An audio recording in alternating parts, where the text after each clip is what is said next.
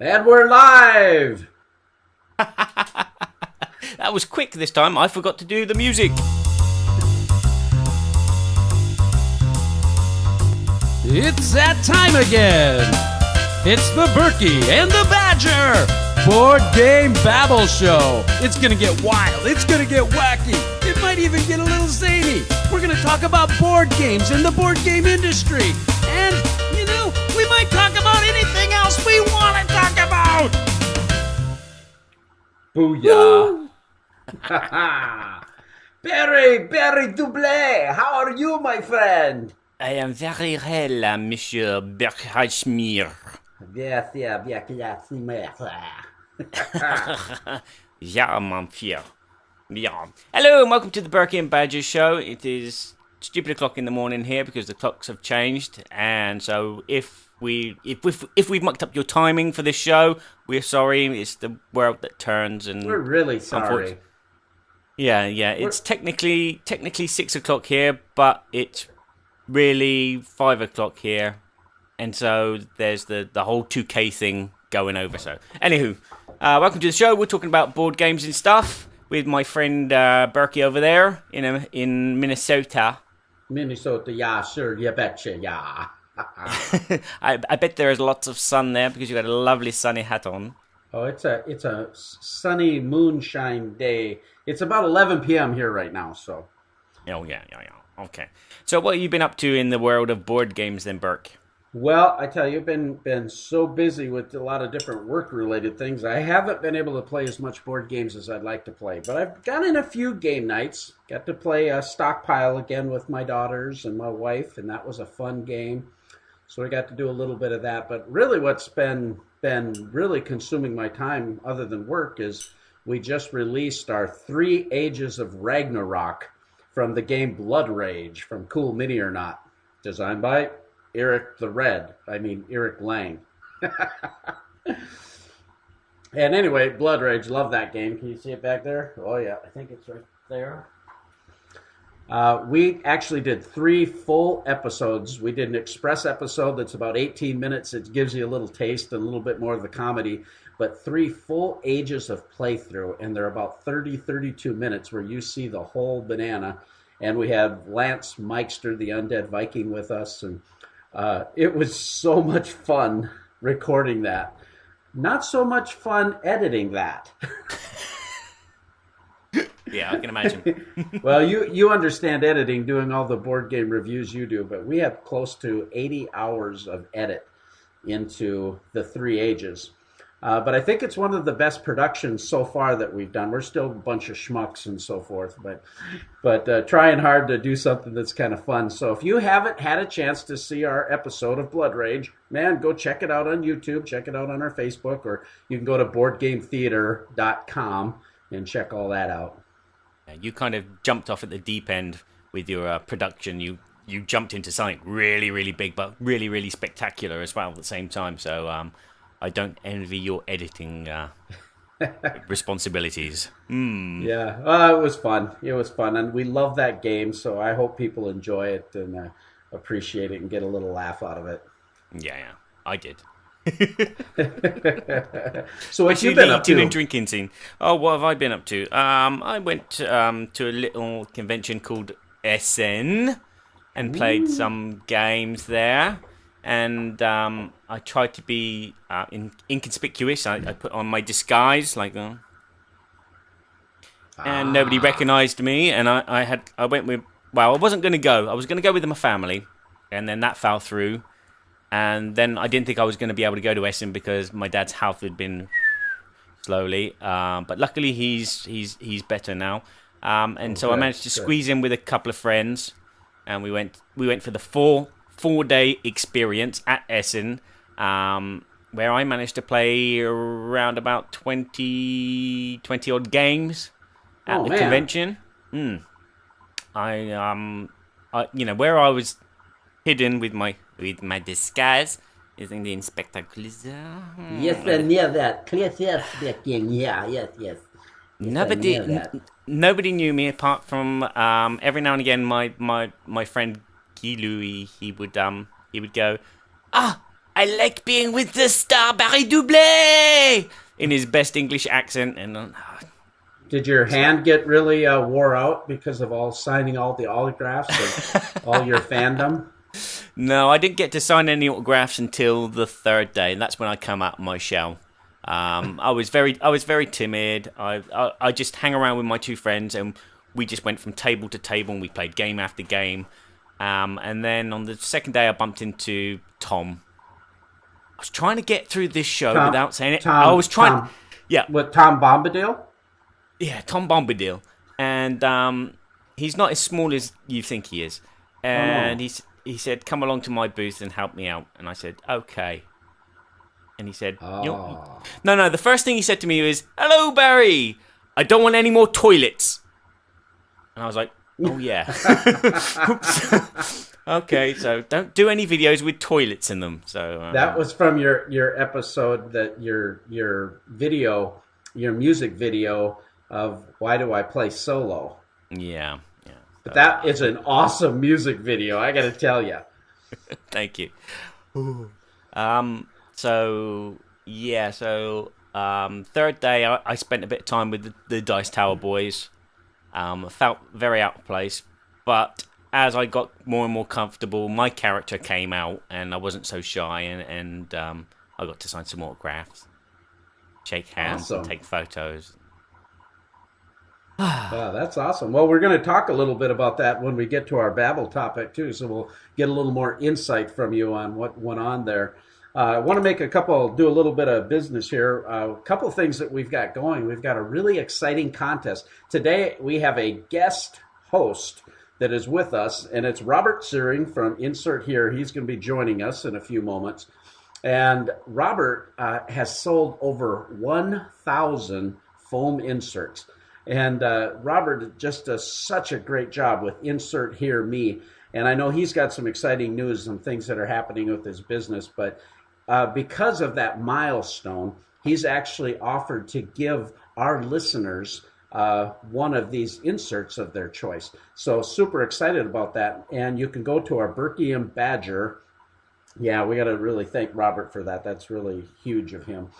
But you can go to our Facebook page, Burky and Badger at Facebook, and you can actually enter by going to our guild and giving us a comment on which segment of our show that you like the most, any other feedback that you might have. Also, you can go to our YouTube channel and you can post comments there, or at our Facebook page to like our Facebook page.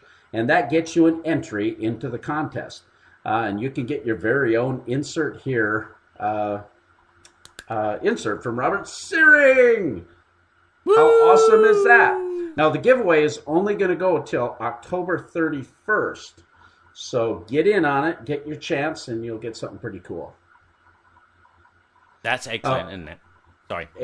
Yeah, fantastic. Robert does such a great job with that stuff. So he does indeed. They are wonderful inserts. Very, very cool. And I look sexy there, don't I? Yeah. Yeah, there you are. Are you like a mage there? A mage? No, I'm in my pajamas. That's what it is. It gives that kind of impression that I am robed like Gandalf the Grey. Yeah, I thought you were Gandalf. So, moving right along, shall we? Well, let's get right into the news. Things that make you go,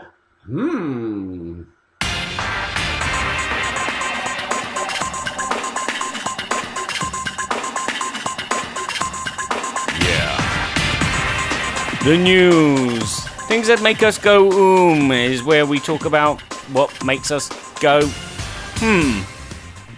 Okay. Nothing else to say about that, really, is there, Kev? Okay, so what has been making you go, in the board gaming world? Well, there's several different things. One of the things that's kind of exciting, I had the opportunity when I was at Gen Con to meet a couple, Kevin and April Cox of K&A Games. And K&A Games actually have designed a cooperative space game called Space Movers. Now, Space Movers is really a really fun cooperative game but it has a unique mechanism. You're all members of the crew of the Spaceship Liberty, and you're going around flying missions, and the interceptor's trying to get you, and you've got these different mission cards that you're trying to get through.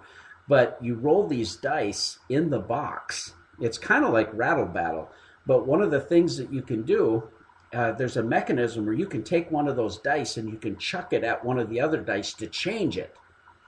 And it's just a lot of fun. Well, anyway, they successfully funded their first Kickstarter last year. The game production is fantastic. The artwork, there's a comic book that comes with the game that explains the whole backstory. It's crazy. It's awesome. The artwork, the guy that did the artwork, I believe he's from Wisconsin, and it's really fantastic. Anyway, now they're doing their Kickstarter that's the story continues. And these are extra mission packs. And really adds some extra things that you can do in the game, but it also adds variability and some difficulty. So anyway, that's on Kickstarter, and that kind of made me go, that's going to make that game really exciting. How about you, buddy? Well, at the moment, things that's making me go is just looking at you. I don't know if you've changed the lighting, but I can actually see that you've got very nice, bright blue eyes. Are they natural? You have beautiful blue eyes. Are they natural or are they contact lenses? They are contact lenses, yes. Can you see? Oh, yes. Well, actually, I can see me at the moment because I'm talking. Oh, Google camera. There we go. Yeah, things that make me go, well, obviously I was at Essen. And the thing that made me go, okay, was on the voyage home. We were all sat in the car, my friends and I, because we're all part of a gaming club here in Reims. And we were discussing what had happened at Essen, all the games we played. We talked about them. And then for the blog for the Cavajou, I had to... We all decided to talk about what our 3 favourite games were. So I started to make a list of my 3 favourite games, and then I realised that... Let me just say my 3 favourite games from Essen, or the most exciting games that I found at Essen were Scythe. Scythe. Seventh Continent. Have you seen Conan. the Kickstarter? Have you seen where I didn't mean to interrupt you, but do you see where the Kickstarter's at with Scythe right now? Yeah, I'm a backer, so yes. $1.1 million. That's crazy. Okay. It is crazy. It's but you know, they have a reputation, and the game is one that I played and found really, really astounding. So the 3 games were Scythe, Seventh Continent, and Conan. That was my list of the top 3 games that I played at Essen. The thing is, all 3 of them are all Kickstarter games. So they're not actually out yet, which makes me wonder. You know, out of all the games that were released at Essen or just before Essen, is there anything there that's going to win the Spiel des Jahres next year? Because these 3 games just kind of, for me personally, are the best games there. But they were all demos. Wow. I think we had the same problem at Gen Con. A lot of games being demoed and actual product not being there. Yeah. So you played a lot of good games at Gen Con, and they were all demos that were the best games there. No, not necessarily that. It was just that there was a lot of companies that actually did not have their product there, but they were demoing some of their games, but they didn't have it there for sale yet. Okay. Yeah, another thing that makes me go is something that's kind of exciting in the news that I think is fantastic for the hobby, and that's the Jack Vassell Memorial Fund. It's live right now on Board Game Geek.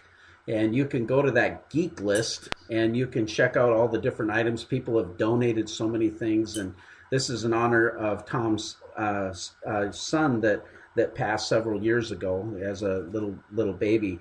And they started the fund, started raising money to help gamers in need. And I just think that's one of the things I love about this hobby and love about the community is that it's very generous and very, very heartwarming. And so a lot of people will donate games. People will donate miniatures that you can, they'll paint your miniatures for you and raise money. You can game with some of the celebrity, if you will, podcasters like the Secret Cabal and different folks like that. And I talked to Barry about this, and Barry, we have an announcement that we're going to do about the Jack Vassell Memorial Fund. You want to tell the world what we're going to do? Oh, right. You weren't going to announce that I was pregnant 3 months and expecting sometime in July. And what are you going to... No. If people guess your due date, then they get a prize or something? Or? Yeah, something like that, no. Is this like Rumpelstiltskin where you're going to give away your firstborn or something? Yes, just like that. I'm a Rumpelstiltskin. I've got a little spindle over the corner there, and we're going to have, with some gold, man. It's great. We're going to do this competition and have a guest co-host with us on the show. More it's details going to come. It's going to be big fun. What we'll do is we'll put it up on the Board Game Geek. We're going to list that you'll be able to, for the highest bidder, you're going to actually be able to come on the show with us like Robert is today and be a guest on the Burky and Badger Board Game Babble show.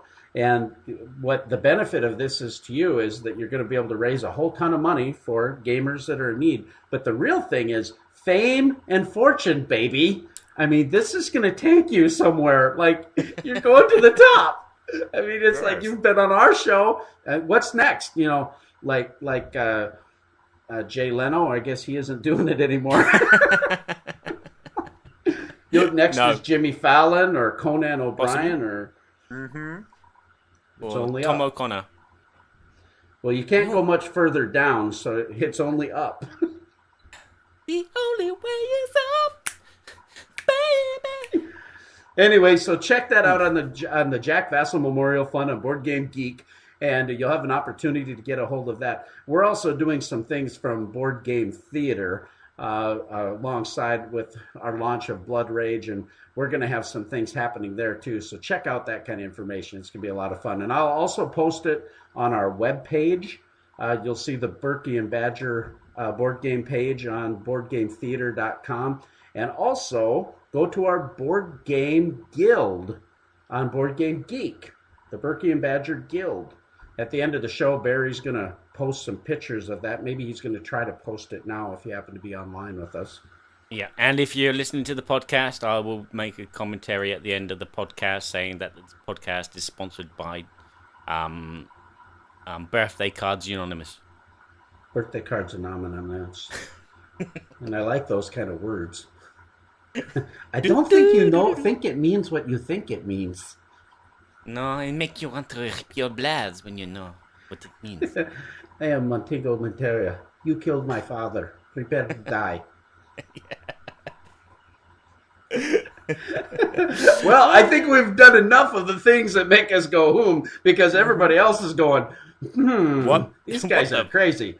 Yeah. So we're going to get right into the good, the not so bad, and the ugly. And our theme today is Essen Impossible.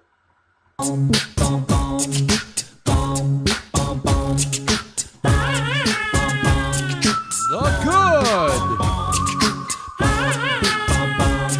the not so bad. Wait for it. And the ugly. That picture didn't look very good. Okay, Barry. Well, why don't you give a little explanation of our theme this week, Barry?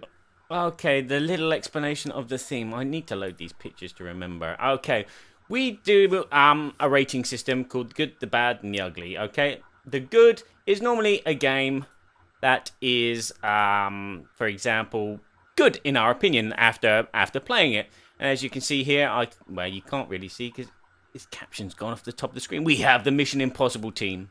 Okay. That's the original Mission Impossible. And if you read the caption, it says, "Why is Spock in this picture?"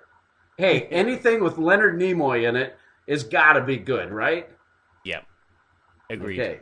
Agreed. Enough said. Okay.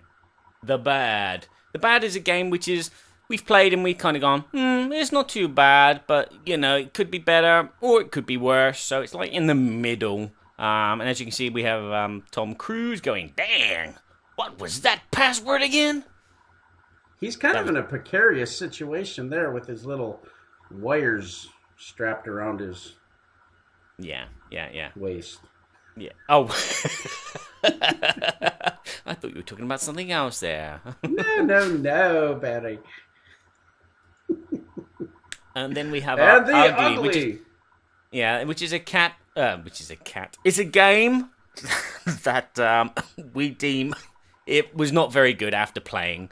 It doesn't mean that it's damnated to damn wherever it is. It just means that we played it and we didn't enjoy it for some reason. It might have been the ambience. It might have been the way that we were taught the game. This is kind of like our first impressions of playing it through a game. So yeah, basically we've played these games, and these aren't meant to be in-depth reviews, but just to give you a basic impression. And that mouse there, the moment he realized that the cat was actually holding the strings, he said, "This is a very ugly situation." Yes. I tell you, if you hear me rate a game ugly, it's going to be run for the hills. You don't want this game. Because I'm not going to rate very many games ugly. Yeah, and I won't rate many games ugly, but, sometimes you... Yeah, I'll save it for later. I'm not going to go too You more. save it for later. Okay. Well, Barry, what have you been playing then? Okay, one of the games that I played at Essen was a game... This image is just terrible resolution. The game... I'm going to switch off. Switch off. It's a game called Antarctica. Antarctica. Yes. It's a Euro game. And it has a climate kind of like Minnesota. With snow. Nobody snows me anymore. Yes, and the object of the game is to get points. And the board is the Antarctic in the middle of the board, and then water going all the way around it, so it's like an island. And the board is divided up into pie slices. And each player will start with 2 boats, and each boat will be in one pie slice of the water section, not the island section. And on the island, in each section, there'll be a different building or a port or something like that. And then on your turn, you have the sun. If you'll know it's your turn because there's this sun, and the sun goes anti-clockwise around the pie slices of the board. And when it moves into your section, and if your boat's at the front of the queue, you get to move your boat to any pie section that you want. And then you can activate your powers. Depending where your 2 boats are, you can use the buildings which are on the 2 sections of the pie slice to either build another building, or to recruit workers, or to move a score track in the middle. There's about 5 score tracks in the middle, not score tracks, but they're power tracks, which will gain you points at the end of the game, but they also give you powers once you pass certain marks. And so on your turn, you're moving a boat to a section and activating power, get some points, recruit some workers, and then play passes to the next player as the sun goes round the Antarctic. And then obviously the game comes to an end when there is certain points scored, or when there's no cards to be drawn from the pile, and the game ends, and that's it. A Euro game. A Euro game that's stationed in Antarctica. With some very nice components. Very interesting. Yes. Yeah, I could tell by the way you're describing this game, you're not overly thrilled with this game. You kind of gave a little hint there about maybe this being ugly or something, almost the way you were describing our rating system or our first impressions. But I'm going to say that you think this is not so bad. No. It's ugly. It was ugly. Oh, dearie Oh, me. It was a horrible experience playing the game. It was on the last. Antarctica. I have to admit that it was on the last day. Our demonstrator was losing their voice, and the thing that she did was she did not explain the game correctly. She just said, right, okay, that's your boat. You move it there and you get a cube. And then you move that there and you put a worker there. And then you move that there and you move that there. And that was her explanation of the game. And so there was no theme. There was no... I lost interest while she was explaining everything. You know, it's just a case of, okay, if you move there, that moves there. If you move that and do that, that you can put that there and take that card there. And it was like, well, what does that card represent? What does that person represent? What there was no definition. It was just a case of move this here, move that there, blah blah blah blah blah. And so I was bored just in the game's explanation. And then we started playing, and it wasn't too bad at first. And then it got to a point where sometimes your boats would be a long way away from the track, from the sun. And so you had to wait for the other players to do their actions. And some players had joker cards which said when they moved their boat, if they had another boat behind it, they could activate that boat. And so you had to wait just as long to have your turn. So there was times when you just like switched off. My friend Guy, he was in the same boat as me. He was bored. So there was a lot of downtime. There was a lot of downtime. We played 4-player game. It did move pretty smoothly. Again, there was a lot of, excuse me, miss, what happens if he does that?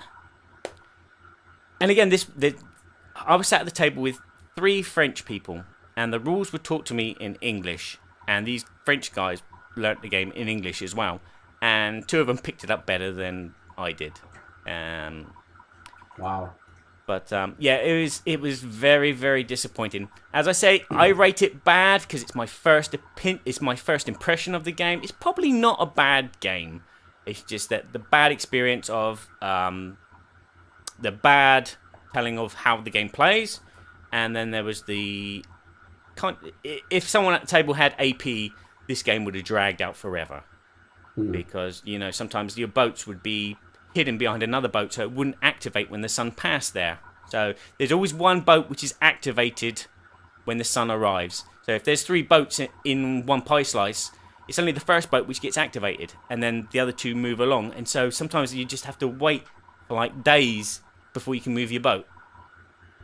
Wow. Dull. Yeah, that's tough when you're playing games that have a lot of downtime, and learning games. You always have a little bit of, you know, are you playing that game right? And halfway through the game, you realize, oh, I should have done this. But especially if you have a teacher that's teaching it to you, inappropriately or wrong, that makes it really tough. So, didn't enjoy it. Anyway, over to you. What have you been playing lately then? Well, I've been playing a couple different games, but one that we just recently played was Last Will by Rio Grande Games, I believe.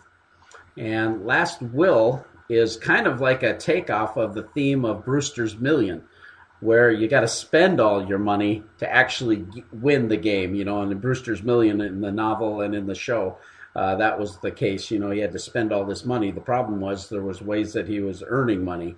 And so we had been wanting to play this since last year at Gen Con when I picked it up. And we finally got it to the table. It had been sitting on my wall of shame, but we had been wanting to play it. Anyway, we got it to the table. And it has kind of that reverse mechanism. So you have to think a little bit backwards. Instead of trying to get money, you're actually trying to spend money. And you can do that by getting farms, or you can get, other events, like you're going to the ball, or you can have a chef and they cost you money and those kind of things. So that's very exciting. The way the game worked out, we played a 4-player game of it. Lots of different cards that you can play. There's a little bit of a kind of an auction mechanic on the one board. Have you played Last Will before? Nope, never. And I'm not giving a very good overview of the game, but oh dear, do you know what that means? But basically, you're trying to spend as much money as possible. And I believe, if I'm remembering right, there are 7 years in which you do that. So once you're getting to about the 4th or 5th year, you're starting to see that if you have any properties, those properties are assets. Say that you had a farm, or say that you had a mansion. If you spend money by keep doing upkeep on your mansion, which moves a little tracker, that allows you to spend money. But you also, it's kind of interesting, is if you don't do anything with the upkeep, you can depreciate your property. And at the end of the game, you obviously you don't want property that's worth a lot. So you do want to depreciate it, but there's also this kind of timing mechanism of spending your money. When it's all said and done, you got to get rid of these properties to win. And that's really what triggers the end game scoring, is a person who either loses all of his assets and is down below 0, or you're at and I believe it's the 7th year. And so it's very interesting mechanic, something that I haven't seen before. Okay. Interesting mechanics. You couldn't explain it properly, so I'm going to say it's not so bad. Well, I thought the rule set actually was pretty good. The way we had the game explained to us, it wasn't that hard to pick up the rules or anything like that. It's just been a couple weeks since I played it, so I'm kind of remembering and this is the first gameplay with 4 players.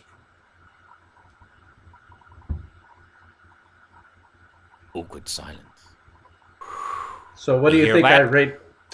Suzanne is tweeting. She wants to know what our URL is on Twitter for our show. Ooh. Yeah. So what do you think I think the game is? I think that the winds of change are going to say that it's not bad. Bad, but not so bad. Yeah. Well, let's take a look here. And there it is. Not so bad. I thought so. You know, this is a first impression of the game. With our game group, there was 4 of us, and it just seemed a little bit fiddly for a while. And when I say fiddly, what I mean by that is it took us a while to really get a hold of that mechanic. You have to almost think in reverse. While it's very unique, I was having a hard time wrapping my head around it. And so it wasn't until about halfway through, I took a farming strategy right off the bat. And I got a couple different farms. Well, what I didn't realize is that, and you know how it is with a learning game, I shouldn't have I spent all my money almost right off the bat, but then I had these farms, and then I didn't have the assets to purchase some other things when I needed to, and so it took me a little longer to get rid of the farms than I wanted. And so because the game almost works in reverse, I mean, which is probably what really makes the game fun once you get going on it. I'm really looking forward to playing it again, because I do think this is a well-produced game. I think it's a very good game. I know it's highly rated. A lot of people really like it. So my first impression was not so bad. Not so bad. I think it's a good game. And it might go up to that I love this game after we get to play it a little more. Okay. So the theme has trapped you, and then the interesting mechanics trapped you, but you didn't kind of grasp a strategy, or you didn't fully understand the rules properly, and obviously first time you're weighing up all the options as you're playing as well. So, yeah. Exactly. Okay. So what else have you been playing then, buddy? Okay. As I said, 20 games. 20 games. I'll go through my list quickly. Okay, I played The Pursuit of Happiness, Thrash and Roll, Rattle Battle, Clear for Takeoff, another Kickstarter game, Code of 9, Game of Knowns, Evolution, Boomtown Bandits, Octodice, Dice City, Pitch Fleet. Oh, good grief. Scythe, Space Cadets Away Mission, Spectre Ops, Rome, Rise to Power, Apocalypse Chaos, WWE Superstar Showdown, Prime Time, Deadly Russian Roulette, Baby Blues, Antarctica, Splash, and the game which I'm going to talk about is Potion Explosion. Bang! Like that. This is from Horrible Games. Hungry Games. It's breakfast time already here. And it's a game which has this lovely little thing which sits in the middle of the table, which holds all these coloured marbles. It's like a rack, and it's like Candy Crush. On your turn, what you're going to be doing is you're going to be taking one of these marbles out of this rack, and when the other one's full, if the two that tap together, what'll happen is there'll be an explosion if they're the same colour, and then you can get to take them out. And if, again, the marbles fall again and the two that tap together are the same colour, you can take them out. So all these marbles of different colours you can use to make potions. And there's a selection of 8 different potions in the game, but you use 6 of them at once. And you take 2 at random at the beginning of the game. And then you're making these potions by adding these marbles to the little cutout which you put in front of you on your Bunsen burner, which is really nice. And they sit in these little holes. And once you've completed the potion, you turn it over to say that you've completed it, and then you can drink it if you wish, because each potion has a magic power. Or a rule. It breaks a rule. It's a power that breaks a rule. So, like, one will let you take another bee out the rack without causing an explosion, or one will let you take one of each different colour bee from the bottom row. So there's different ways of getting them. So that's basically the game. It's Candy Crush. You're taking bees out and trying to get big combinations of explosions to add to the ingredients for your potions that you need. And each potion scores your points, and you also get points if you do a combination of 3 potions the same, or if you do a combination of 5 completely different potions. It's a very, very simple, light game.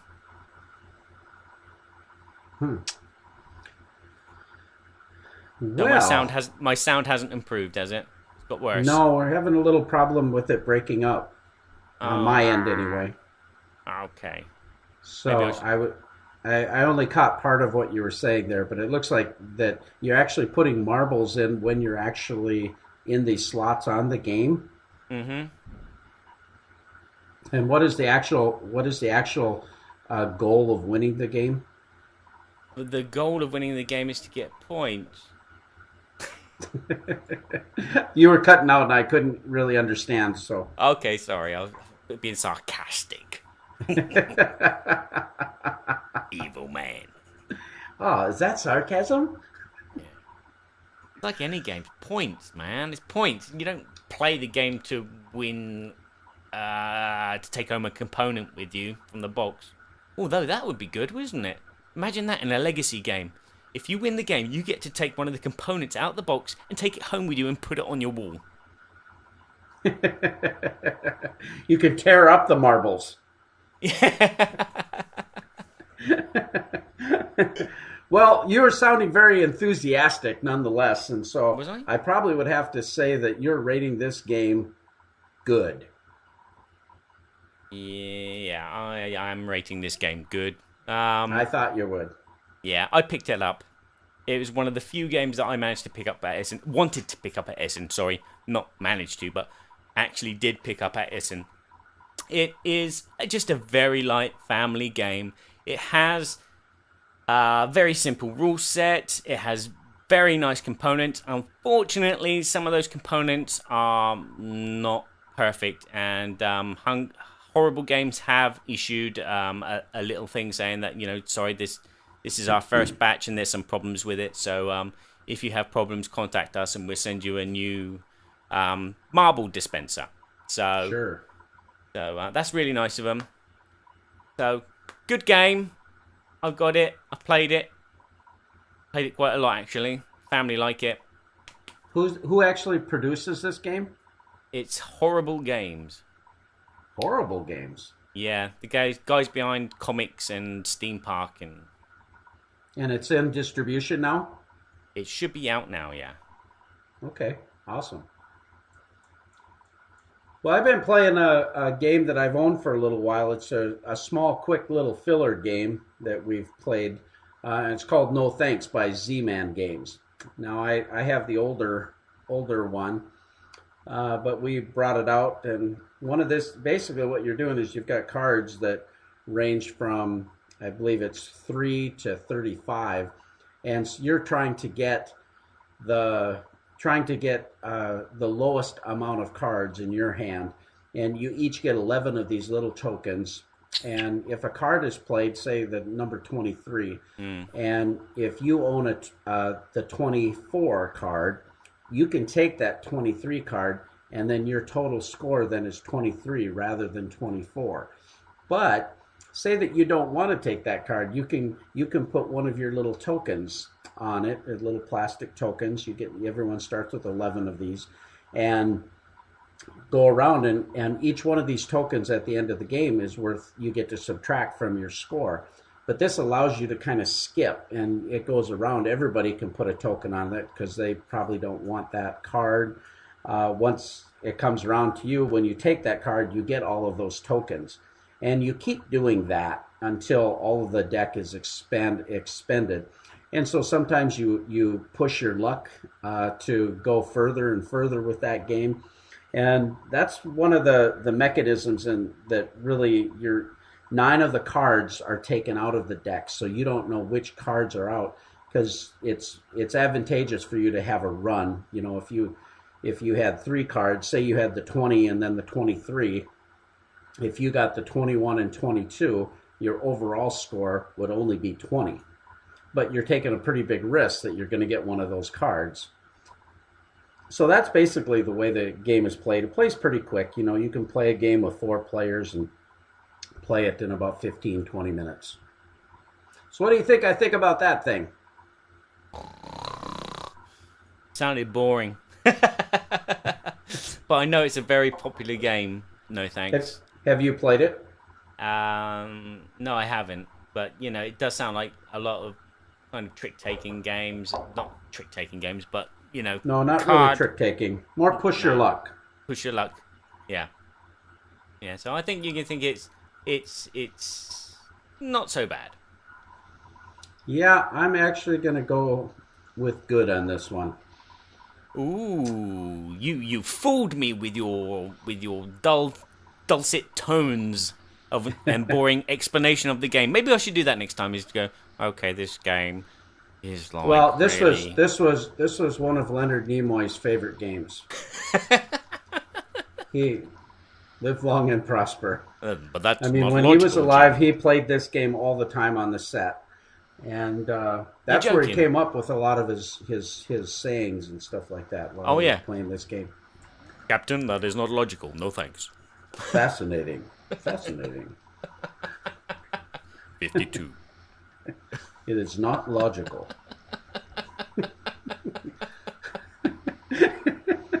No, actually, this game is so much fun. The thing that is happening with this game is every time we bring it out, it's different. So there's a lot of variability with the game. It plays really quick, and you're always just kind of, well, can I put one more coin on it until I get it, or should I wait, or should I better let that one go. But if you run out of coins, then you're forced to take that card. Well, it might not be the card you want, so you know you're kind of bluffing, not letting other people know how many coins you have. And every time we bring it out, it's just fun. You don't have to think that much and all of that. So that makes it really, really a lot of fun. And I would highly recommend for you to get No Thanks. It's an inexpensive game. It's very accessible. You can just carry it around in the car with you. Easy to teach non-gamers. And you bring a non-gamer in to play No Thanks, and they're going to go, hey, that was kind of fun. Let's do something else. So I think that's fantastic. And I think we are about ready to move on to our next segment. What game is behind that door? And we're going to bring our special guest, Robert Searing from Insert Me. Welcome, Robert. Hey guys. Hold on. Yay! I'm not gonna. Hey guys. I'm not gonna put any music. Sorry. Hold on. I'll try this. He's there. What game is behind the door? Hey guys. This is like Christmas early. I can't believe I got invited back. This is so cool. Thank you. Oh, you're like the man. I mean, Robert Searing. No. I mean, we've arrived. 1, 2. 1, 2. You didn't pay a lot of bus fare to get there then. That's what you call blowing smoke, right? Yeah. Now, how you guys doing? Hey, we're doing great, Robert. It's so good to have you on the show. We love you, man. Yeah, very well, apart from the sound problems. Is my voice sounding better now? Still cutting out a little bit. If you're a droid on Tatooine, no, you're great.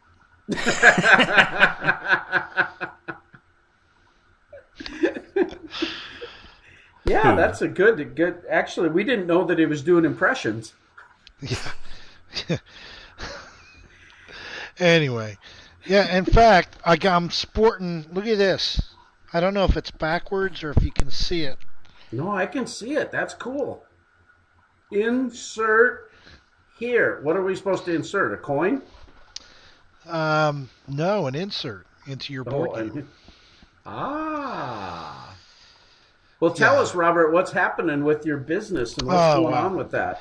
Yeah, lots of things. So you mentioned earlier in the show passing 1,000 inserts. It's been well over 1,100 now, and that's been in probably about a year and a half of business. So, and each one of those is handcrafted. I've got no automation, no cutting wood laser cutting tools of any sort. These are all with an X-Acto knife. My wife helps cut now, and I assemble and do the new designs. I even have some of my kids helping pull the pins out. I'll put when I glue all the walls together, I secure them with pins and let it dry overnight, and so my kids will help remove all the pins. But so yeah, I'm doing. Can't retire on it, and I can't quit my day job, but it's been a huge help for our family. We've got a very large family. Also, I've got a new website that I thought about a week and a half ago or a week ago was days away from being produced or built. It's probably, I'm hoping by the end of this coming week, so by next Friday it should be up. But the guys that did the Dice Tower website, they also did Plat Hat Games website. I was able to work a deal with those guys. They're Low Gravity Solutions, I think, is who they are. Great guys. It's just two that I think of or can think of. But it's going to be so. Right now, the site the site that's there, www.inserthere.me, was built by myself. All PHP code and HTML and JavaScript, and it's just outlived. I never thought in a million years it would get as popular as it did. So this new site, it's going to have testimonials, reviews, upcoming inserts. You can post ratings on stuff. You can search for games. It's going to be a lot of fun. So wow, sounds good. Yeah, I can't wait to get the site out there. So those are probably the two biggest things. Lots of inserts, lots of new inserts coming out. But we won't go into that yet because it might disrupt our questions. Sure. Yep. Yeah, exactly. No, I got the chance actually, Robert, to take a look at your site just in the beginning stages of it, and I got to say, it's a huge improvement. Very nice, easy to search and be able to go find. And one of the things that I found very interesting about what you're doing, because I like wood inserts and I like foam inserts. There's just different games to me that really lend themselves. But the thing that I think is so spectacular about what you're doing is that, I mean, you've got such incredible variety. I mean, how many titles do you have listed on there?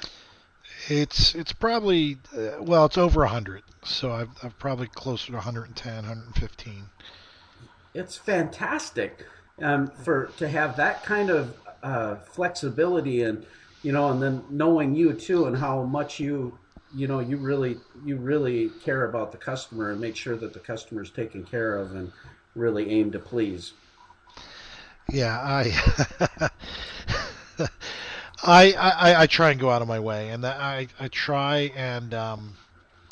Just treat, and I'm sure everybody does. Everybody knows that customer service is great, and and paramount to doing business and being accepted. But I've just, as you guys know, the board gaming community is just so extremely nice, and you're almost compelled to treat these people nice because it's just a great group of people, and I love them. They've been very generous and accepting to me and my products. Well, and likewise, you've been very generous to the community. We want to really thank you for helping us out and doing the giveaway. That's a big. We've had an ongoing coupon code at BoardGameTheater.com where you can actually go to and get 15% off when you're not running a special using our coupon code.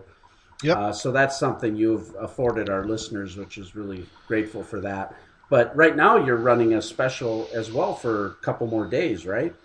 Yeah, so, and just a comment on that coupon code, that's off the entire order, not just one insert. So you put that in, it's 15% off your entire order, and that's good anytime you want, off the, yeah, like I said, the entire order. The current sale I've got going on is buy two, get one free. So any two inserts that are of a value $39 or more, you get two. You get to pick whichever insert. I don't care if it's the $50 one or the $19 one. It's you'll get it for free. And, so basically, you're getting three inserts for $78. Yeah, exactly. Wow, that's like Yeah. $25 a piece for high quality foam inserts already assembled. That's one of the big deals too. Is your stuff's already assembled. I mean, you don't have to put it together and glue it or anything. Right. It ships assembled, lightweight, durable, and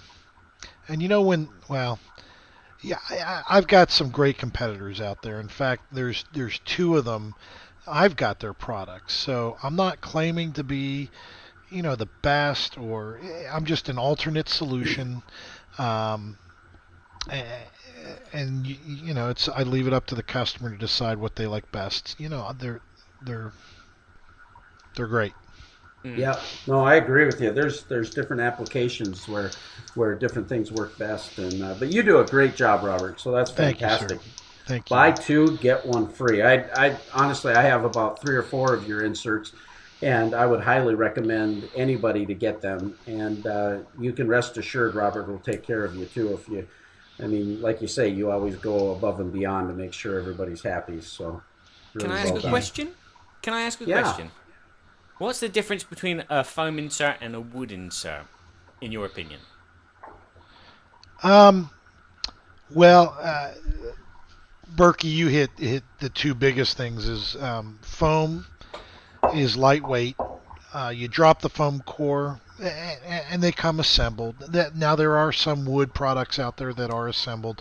Typically, they're if they're the whole box solution, rather than an insert that goes into a box, they'll come assembled. But the foam is lightweight, durable. You drop it, it's not going to split or fall apart. And just lightweight. You go to a game night and you're grabbing 6, 7, 8, however many games, and they're full of these inserts. You're not going to break your back carrying them. The wood ones, they look great. They're maybe a little thinner. Foam core that's about 3/16 of an inch wide. But yeah, so lightweight, come assembled, and I just find Yes. it remarkable that the industry, people just love pimping out their games, whether it be components or whether it be inserts. I mean, people are running to Staples and finding the special little Plano boxes, and I mean, everybody wants their stuff organized, and especially with some of these more complex games, like Caverna, where there's so many components, setup takes so long, and when you have an insert, man, you can get that game to the table quickly. Pull out some of your trays, they don't just stay in the box. You can actually take them out and get the game to the table quickly.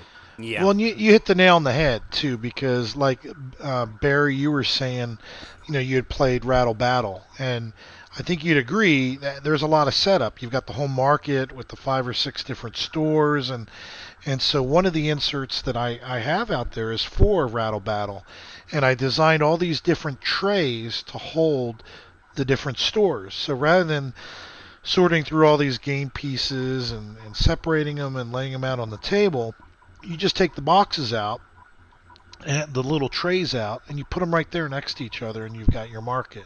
So setup is seconds, to set this game up. And that's what's great about it. That's the thing I like about your product is the game setup is quicker.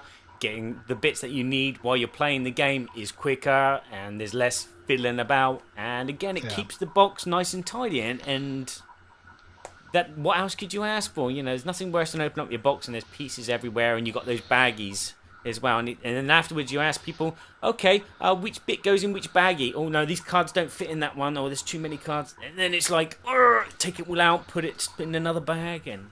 But your inserts are, this goes there, that goes there, that goes there. Bang! Yeah.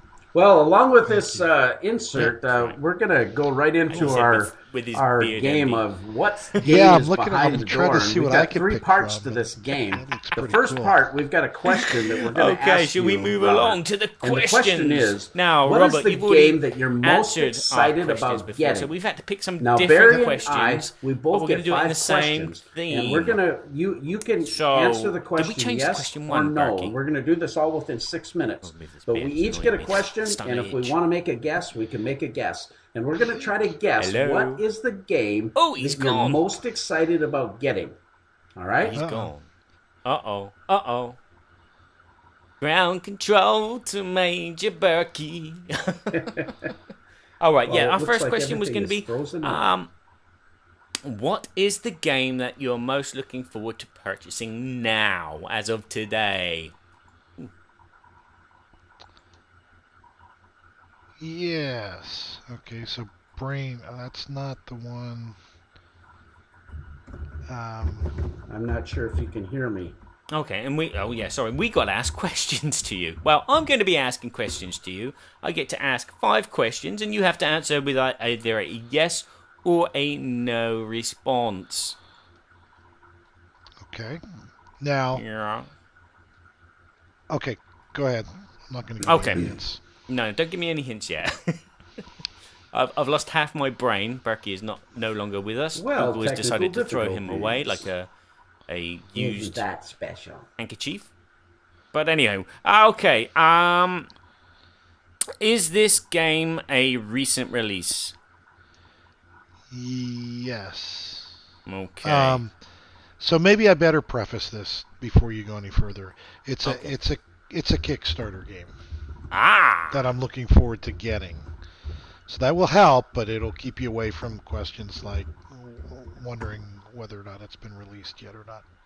Okay, so it's a Kickstarter game, which narrows it down to about 50 games still. Is it... Okay, question 2.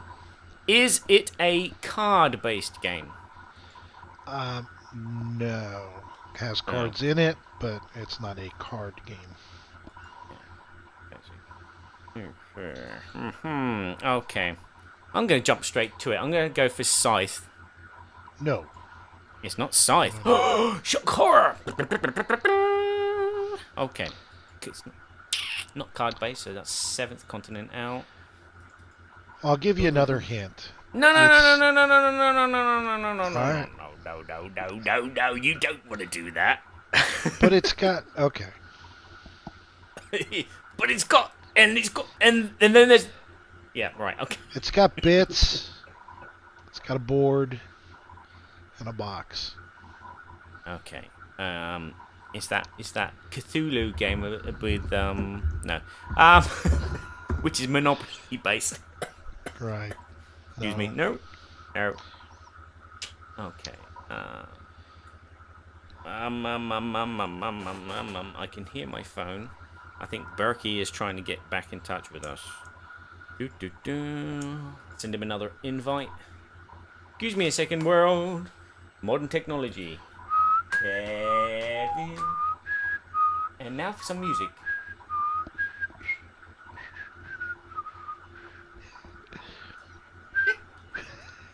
I can't whistle when I'm laughing. This happens every time you're on the show. We lose him. Yeah. This button does work, Barry.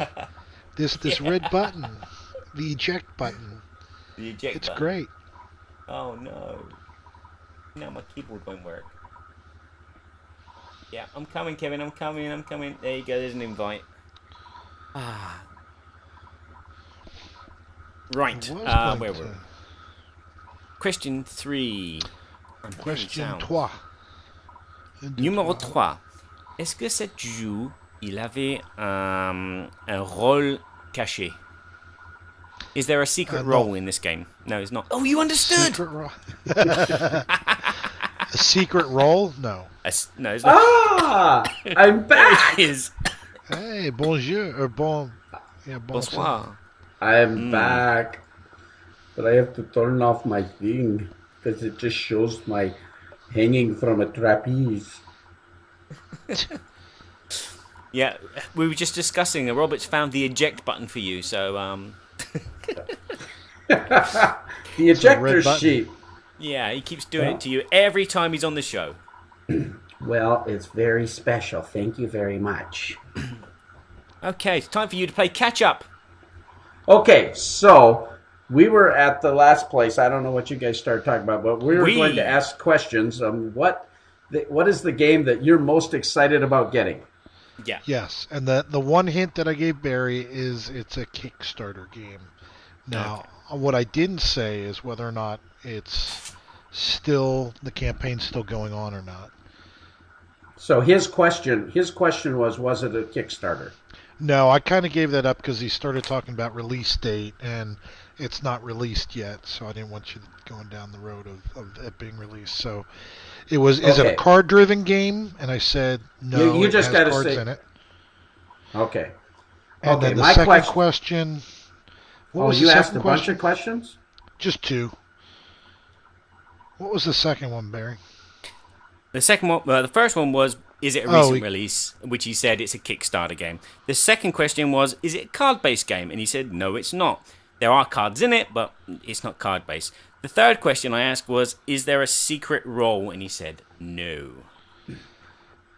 Okay. He did guess Scythe, and it's not Scythe. It's not Scythe. No. Yeah, shock horror, eh? Dun, dun, dun.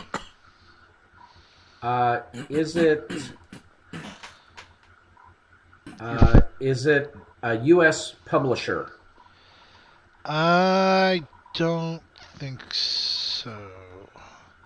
The simple fact that I'm pulling it up on Board Game Geek should probably tell you no. Computer says no. Yeah, it is not. Well, it's not one of the. I don't think this is a. I've never heard of these guys before. They've run off with your money. But this is one that you're really excited about. Does Yes. this have a historical theme? Man, that's a tough question to answer. Indirectly, yes. Okay, I'm gonna throw out a guess, but is it World's Fair? No. No. Okay. So I'll do my third question, and then we'll come back to Barry and do his fourth. Okay. Does it have a lot of miniatures? It has. Well, let me just double check that. It doesn't have a ton of miniatures, if any at all. I'm not giving you a lot of good clues, am I? Yeah. Yeah. Okay, Barry, you go ahead. Okay. Excuse my voice. It's dearie me. So I'm presuming that this Kickstarter is a one-off for this company. So Correct. I am cheating and looking down. All the funded projects. Kickstarter. There's nothing jumping at me, which I think Robert would like. Okay. Is there a role-playing element? No. No. Kevin, he's not role-playing, Kevin. Wow, it's getting kind of tough here. Yeah. Is this game have a ton of components? I mean, is this box full of just tons of components? No. Not a ton of components, no. I know that's a little bit of a vague question, but I was going somewhere with it. But okay, not. Okay, I'm gonna pass there. Go ahead, Barry.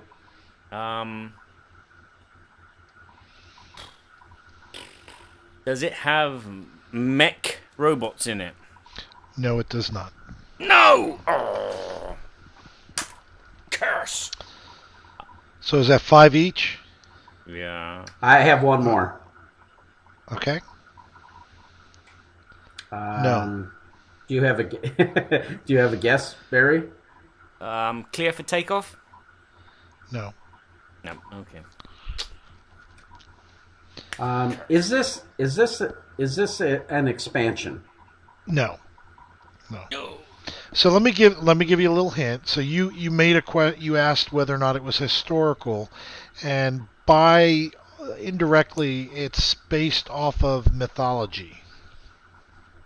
Okay. It's got a mythological. It's got to be Blood Rage then, isn't it? No. No, I know what it is. It the new expand, but that's miniatures. The expansion for Kemet. It's no, and so if I gave you another clue, Harryhausen. Monsters. Oh, I know that. I don't know. Sinbad. Clash of the Titans. Oh, you're making me wet. Okay. It's Argonauts. It's by Alcyon Creative. It's based off of Jason and the Argonauts, and it just looks. Jason and the Argonauts was one of my most favorite shows to watch as a kid, and it was one of those. It was a I think show. It's Ray Harryhausen. It was a movie, and it was the one where he threw the teeth, and they became skeletons that popped out. And anyway, it's a cooperative game that's due out, I think, this month. And really fantastic artwork. There's, some die and some really nice cards, a bunch of tokens, but not a ton of components. Did that have a high funding goal, or did it fund very well? No. It had a 9K. It was only 9,000, so I'm sure they had some other mechanisms out there to fund it, and they raised a little over 24,000. I mean, so it's not a huge amount, but pardon me, they've got to have more.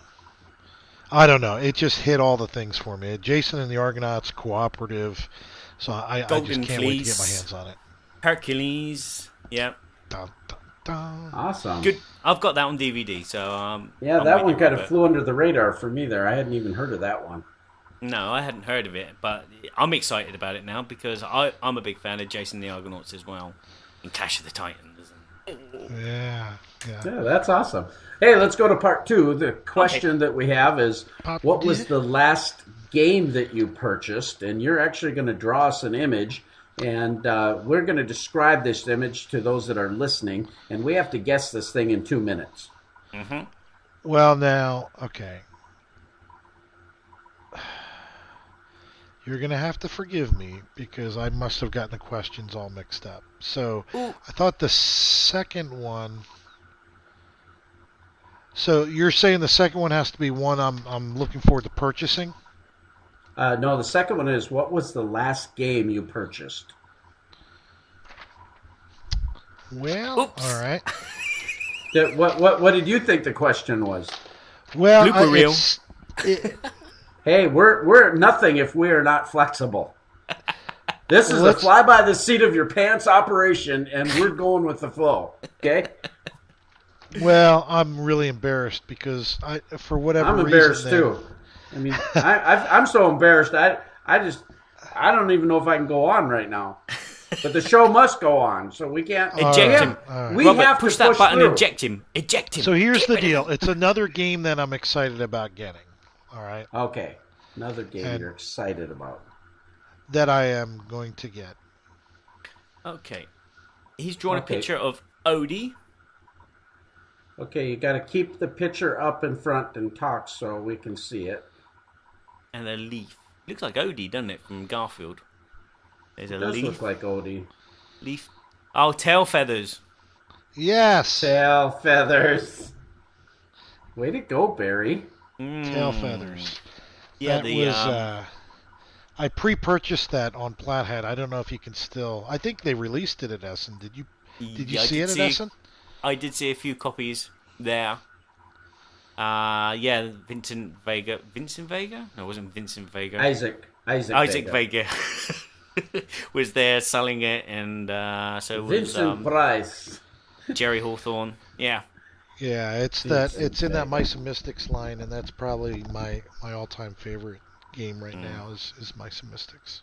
But that plays independent of Mice and Mystics, but you can incorporate something with it, or yeah. So it's going to be a lot like X-Wing and Attack Wing and all that stuff. It's a head-to-head combat game like that, and you have birds, but then you have, and it's all story-driven, and you've got trees and stuff just like Mice and Mystics, but you've got this whole flight path mechanism that's unique, and then the birds, they're all on this like tilt base where you can show elevation. You can show the birds going up, or they're going down, or they're tilting to the left and the right, and then they all have riders. So they come with riders, but I think, and I could be wrong about this, that any of the other Mice and Mystic figures can work with them.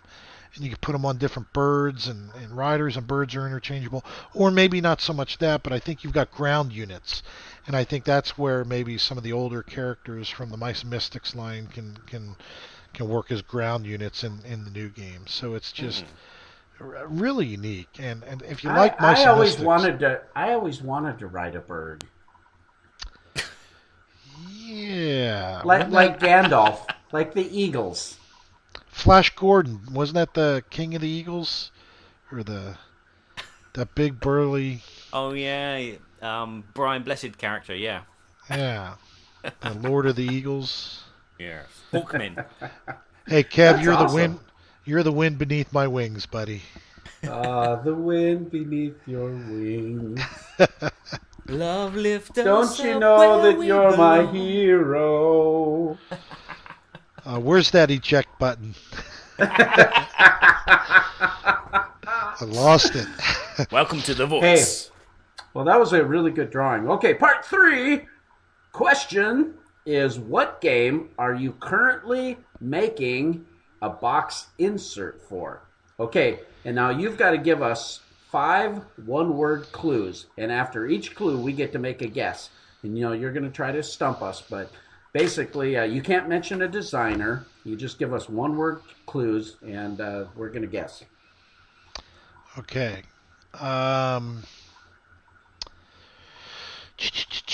Sewing. Selling? Sewing. Like a needle pulling thread. Oh, sewing. Oh, sewing. Oh, Rococo. Nope. Do you each get a guess after? Yeah, we each get a guess. Okay. So you said sewing, not selling. Right. Not selling. Oh, you can sell sewing, though, if you want. Like sew, a needle pulling thread. Fire eject button, please. This is turning into the musical version of the Burky and Badger Board Game Battle Show. They're coming to take me away, haha! They're coming to take me away. Take me away, haha! Follow the yellow brick road. Follow the yellow brick road. Was it called Patchwork History? No. No. Oh, Although, you're hesitating. well, what did you say it was? I can't think of the exact title. Is it Patch History It's, or No. Patchwork? No. Well, okay, just give us another clue. well, he kind of said it, but I think he was talking. There is a game I think called Patchwork History, but I think so. by default he asked is it patchwork, which is what it is. It's a It's password. the Uwe Rosenberg. Yeah. I don't think that's what you meant, but No, you it's did not. say you did say it's patchwork, and so what's great about it is I just actually finished this today. I can't tilt it up too much, but it's the like the Tetris game. You've got all these different pieces that you have to make patterns with, and you have your board, and you have buttons as currency that you're doing. And anyway, so it's got this little tray that pops out. It's the bank. It's got all the little buttons in there, and just a small. It's going to be a really inexpensive insert, but it's a two-player game by Uwe Rosenberg, and it looks pretty neat. My wife Yeah, sews.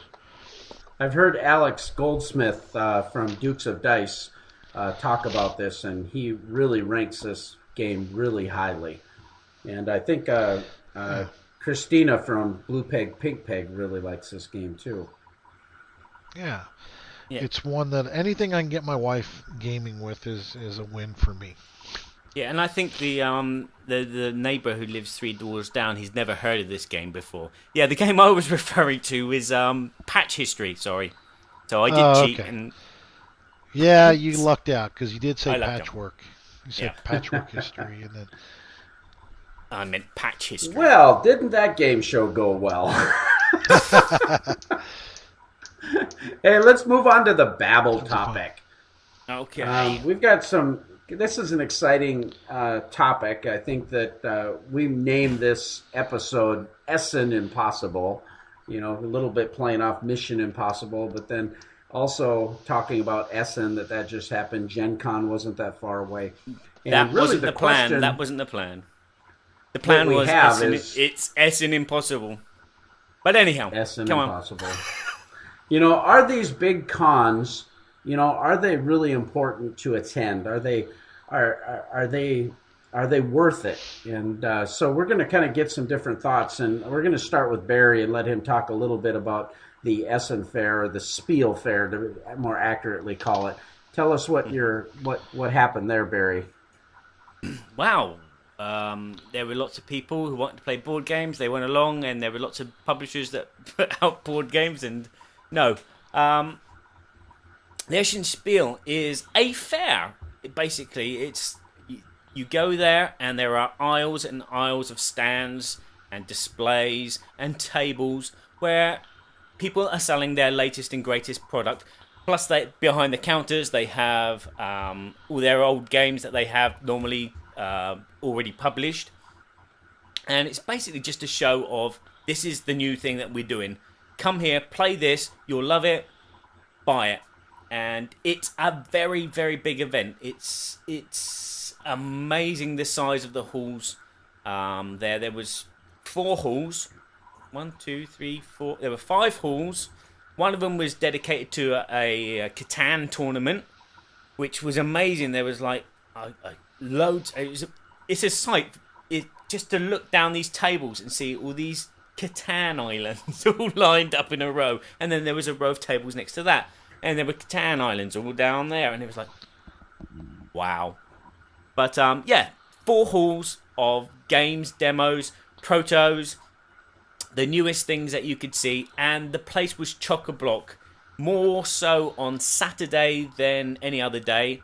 Thursday was kind of calm, Friday was a bit more busy, Saturday was hectic because there were lots of families there, and then Sunday was very calm because it was the end of the show, and there were some distributors that the smaller publishers had started to thin out and disappear and go home. So it is an experience. I've been once before, a couple of years ago, and it was only for a day, and you couldn't fit everything into that one day. Again, with the 4 days that I had there, I kind of managed to see everything, but there were some things that I was looking for, but I didn't get to see. I was looking for... there's a new Asterix board game by Essen Speil, and every time I walked past the Essen Speil stand, I could not see it. So whether it was a case of they didn't have it, or it was so small, little card game like that was something that it flew underneath my radar or whatever. But in essence, Essen is just a big fair or a big supermarket where you can test things and then purchase them at a good price if you bought the German version. Does that sound like Gen Con and the things your end? Yeah, it sounds very similar. Although yeah, I think, go ahead. With Gen Con, from some of the things that I saw about the Essen Fair, it looked like they really do up their booth space. The booth space at Gen Con was very expensive. And so a lot of the publishers had very small booths and basically throw up a few posters and have some games. I mean, the upper deck had the legendary Predator display with all kinds of trees, and they had a really fancy display. And Asmodee and Fantasy Flight obviously had very nice displays. Arcane Wonders and Mayfair Games, they had really nice displays. But, it's... I saw some really cool stuff that looked like they do more merchandising at Essen. Yeah, it's the local publishers do. But as you said, Upper Deck, I think was what the Upper Deck booth was on the second or third day. And it was an empty little small booth with the legendary Countess poster, the Marvel legendary poster, but there was nobody there. So whether they sold out all their... Yeah, there was nobody there. The game had probably sold out, and the guy responsible decided probably just to close up shop. And I found people eating sandwiches there in the lunch breaks and things. It's like, okay, I can't get Marvel legendary encounters now. Oh, shoot. Totally surprised...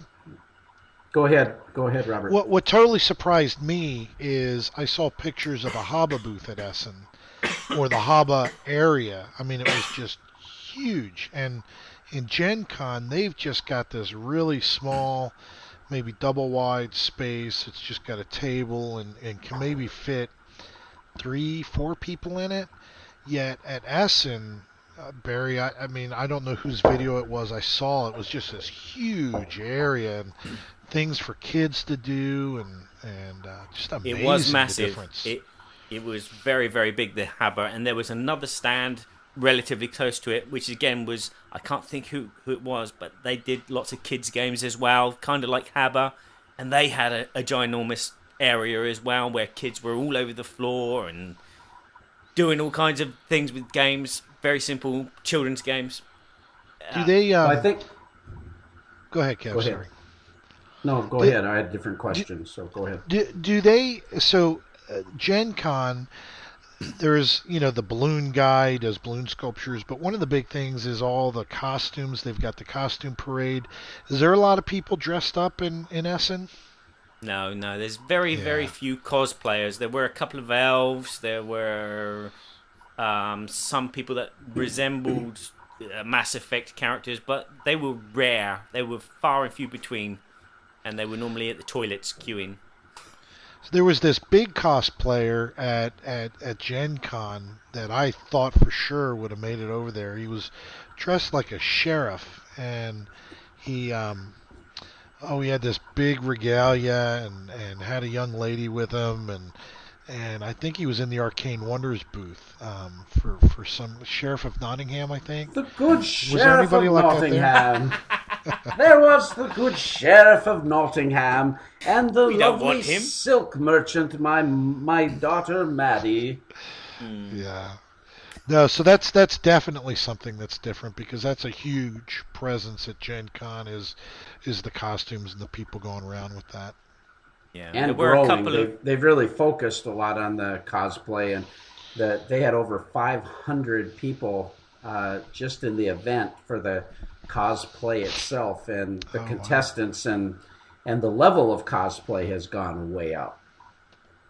Yeah, there was a hall. I think it was Hall 3. It's a smaller hall where there was all the vendors of costumes and swords and ale and all things not really board game related, comic books. And there were a couple of girls dressed up working behind, and they were all dressed up gothic like, weird, skimpy underwear and things like that. But cosplay's not really part of the main event there. The main event is a family gaming event, and that's what Essen is. It's not really geared towards hardcore gamers. There wasn't a lot of miniatures. There wasn't a lot of again, that was all in Hall 3, the small hall. There was just like miniature booths and no real gameplay, so they were just selling stuff. Gotcha. Yeah, I think one of the things that I notice is that it seems both Essen, the Spiel Fair, and Gen Con, one of the common denominators is there's large crowds. Takes a long time to navigate and get to see everything. And likewise, I would probably say maybe somewhat, it sounds like you got to play a lot more games at Essen than I got to play at Gen Con. We were waiting to get a table, fact, too long in most cases where I wasn't able to do it. And so the first 2 days, now I was helping Arcane Wonders doing some things as a sheriff, but I played 4 games in the first 2 days total. So, and that included just a couple little demos. So I really didn't get much game playing in. Whereas you got like 20 games to play, right? Yeah, I played about 20 games in 4 days. If you count the ones that we played at the hotel, it was about 24, 25. So, yeah.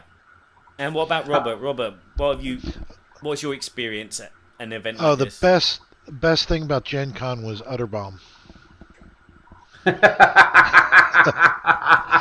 That's a story for another day, though.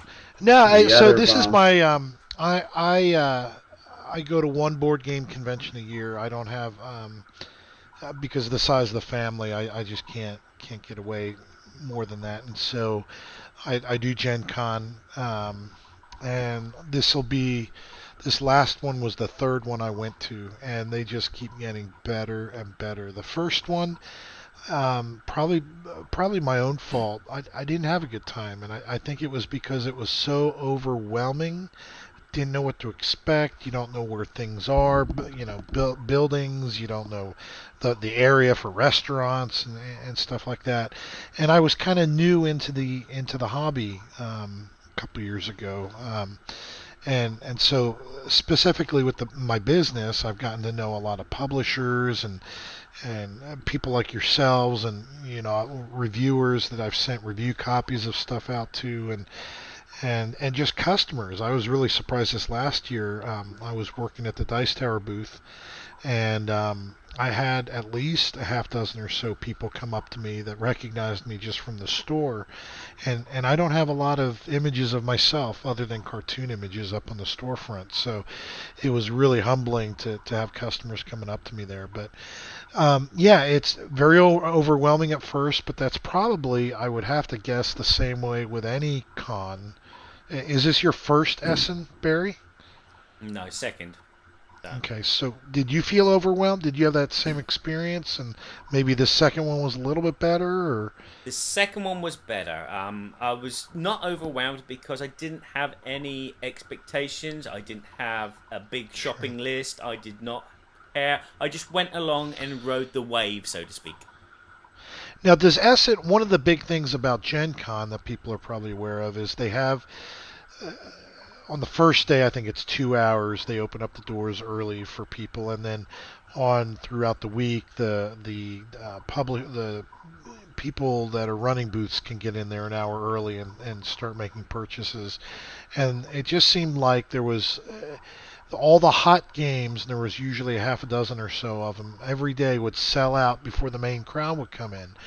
Is there like another with Essen? Do they have like an early enter type deal where you can get in there before people? Is it hard to get games there? Did you have people running out of games?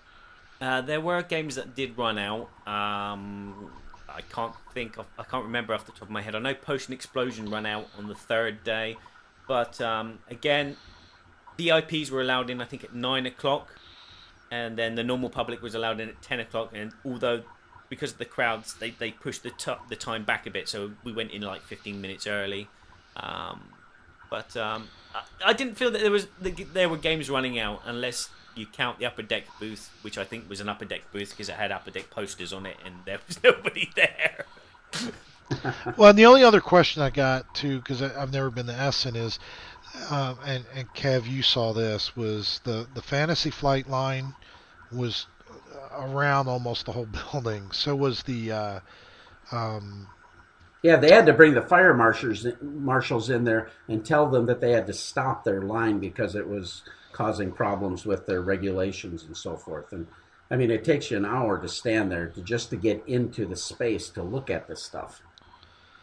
And who's the who puts out Mysterium, the big one that's buying everybody up? Is that AEG?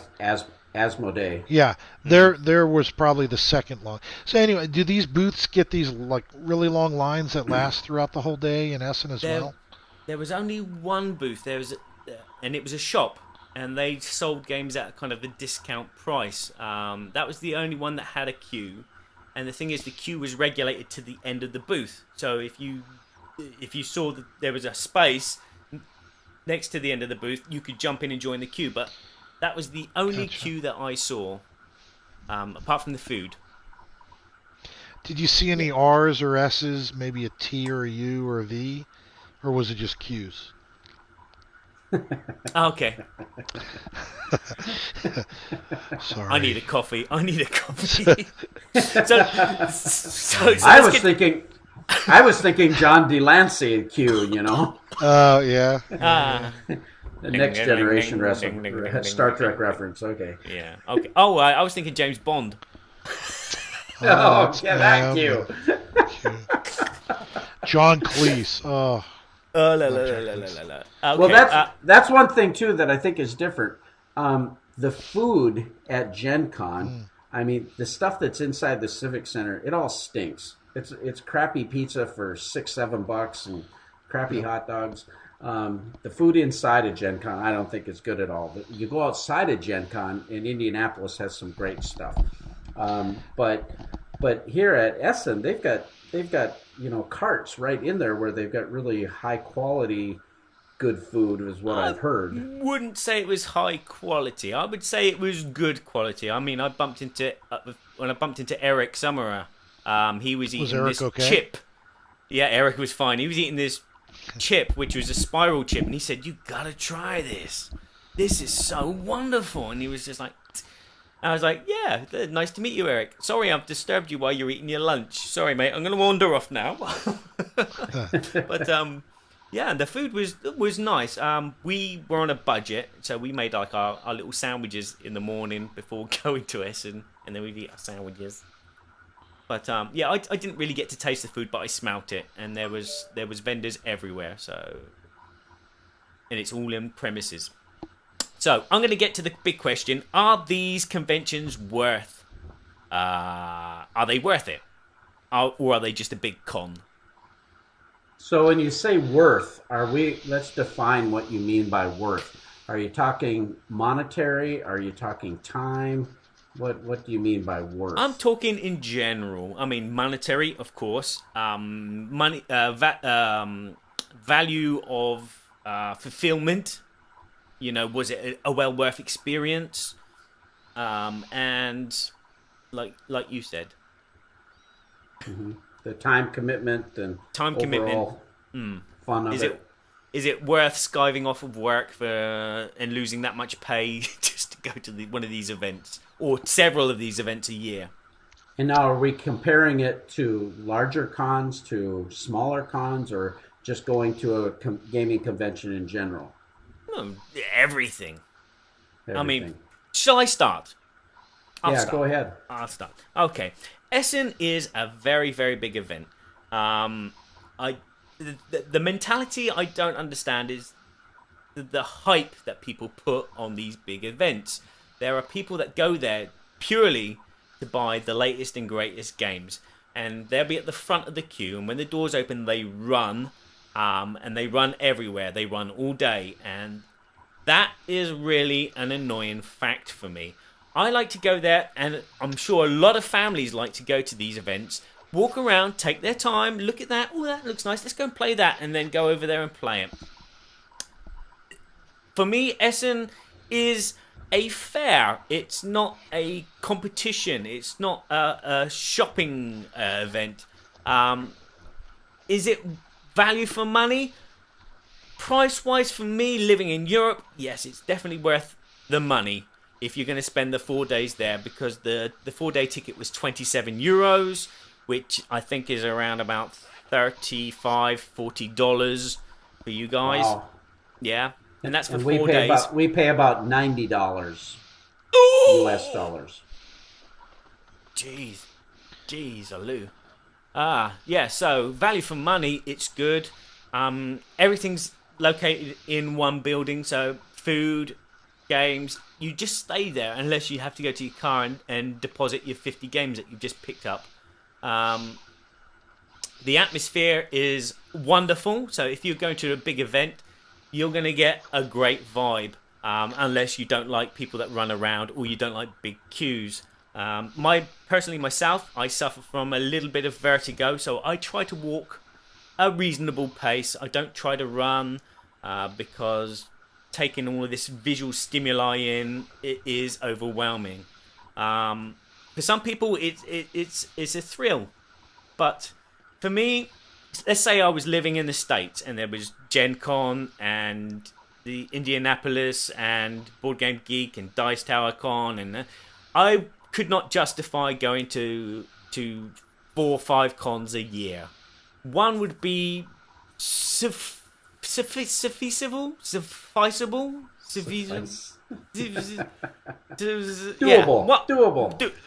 Doable. Yeah, one would be doable, dude. Yeah, do it. Just do it.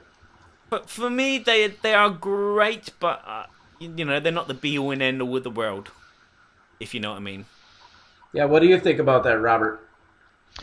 Yeah, so I guess the answer will differ depending upon why you're going there. For somebody like the Dice Tower, it's a huge fundraising mechanism for them, and for obviously for distributors, they're there to make money. But it's funny because my answer would have been totally different the first time than the third here recently. For me, it's it's my one opportunity to see all my friends. I don't have a whole slew of friends, and it just seems like there are, like you, Kev, that's the one time a year I get to see you, or, my buddies from the Dice Tower, or, any of that. So from a social perspective, yes. Now, would I have to go to more than one a year to satisfy that? Probably not. But definitely at least once. And if I was to pick one in the States, it would be Gen Con. I do agree with Barry with the whole shopping craze and getting run over. I don't know about Essen, but at Gen Con, the aisles can be very, very narrow. And sometimes, you'll be behind somebody, they'll stop to look at something, and because traffic's going the other way, you can't move anywhere. And so from a shopping perspective, I looked at Essen, and there were some titles that came out at Essen that I would have really liked to get. But you know what? I'm just fine waiting and getting them cheaper from like cool stuff. So I don't know. Without going on a long spiel about it, no Spiel about it. Spiel about No it. I pun see what you intended. did there. Spiel about it. I would definitely say that once a year is necessary for me to satisfy that social craving and just getting out. I don't know that I'm trying to think if I had the freedom and I had the money to do more than one, maybe I'd go to one other, but no more than two. And my choice would be Gen Con of all of them. Yeah, how about you, Kev? Well, I think, my perspective has changed a little bit. I've been to 3 Gen Cons. Last year I went to Board Game Geek Con, and this spring I went to Dice Tower Con for my daughter Gabrielle's graduation. So I've not been to Origins, and I've not been to some, smaller regional conventions. But I think now that, there's just a little bit of difference because I've started a little bit in the content creation, with Board Game Theater, developing some relationships with publishers and different things. And so interacting at Gen Con this year, 2 of the days we spent, basically working, helping out Arcane Wonders, which was a lot of fun. We had so much fun interacting with the customers and people would recognize us, doing photo shoots and just making the experience for people really fun. And I love doing that. We really had fun doing that, but it was really exhausting. And it took away from the enjoyment of the con, as far as in the years past, there was expectation to play more games and to enjoy the ambiance of what was happening. And I found that this last year, I wasn't able to do that. So my mindset going into Gen Con, if I go next year, will be either I'm going there for work purposes to do things, interview with people like we did, and just realize that's what I'm doing and not have that other expectation, or go just for entertainment value.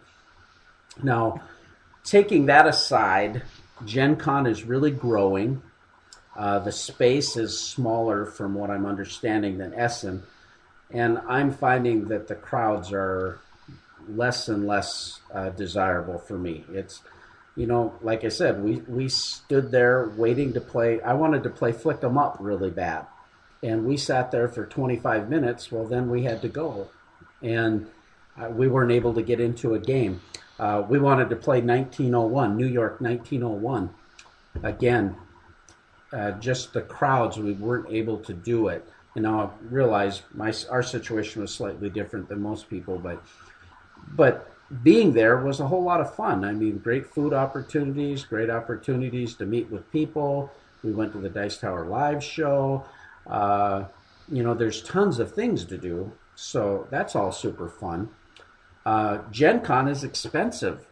The hotel rooms almost anywhere around there, they're $200-300 a night, and you get 2 or 3 people we got a really good deal on a place out at the airport, but we spent over $100 just in parking.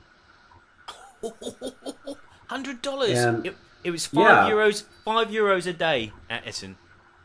So, yeah, we spent close to $20 every day for parking. Wow.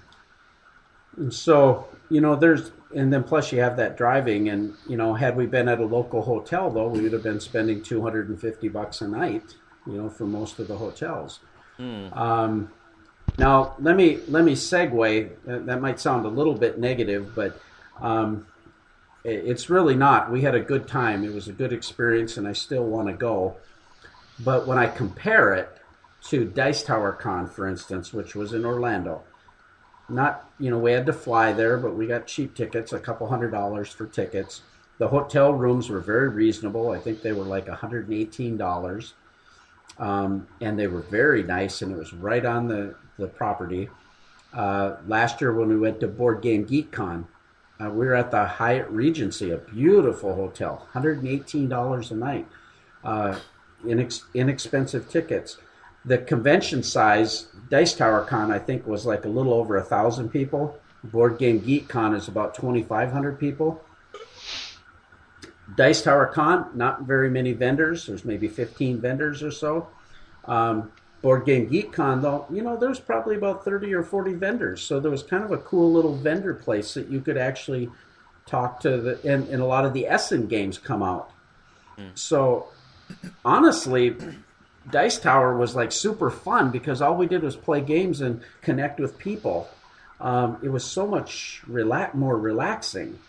Board Game Geek Con, I got the feeling of going to a fair because I could see these manufacturers and their booths and what was going on.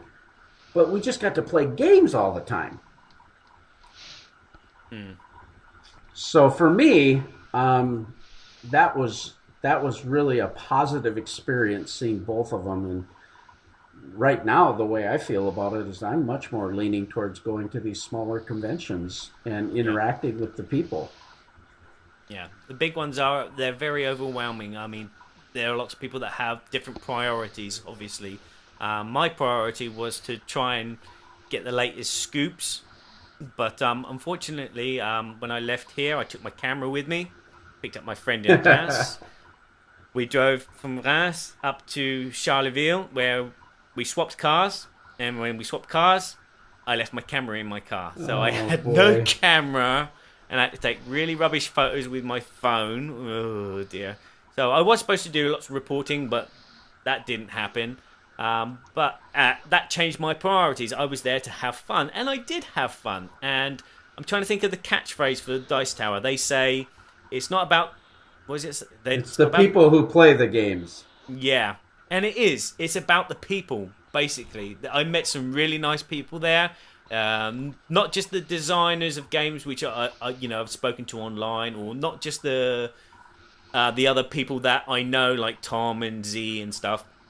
But it's also the people that you don't know, who know you, or someone that you just sit at the table and play a game with that you've never met before, and you just have this conversation, or you laugh about a move that someone did. These events are really about connecting with other people and having a good time. And if you want to go to a convention, that's what you should be doing. You shouldn't be going there to do shopping. You shouldn't be going there to try and win and be the best at every game there. Because it is about experiencing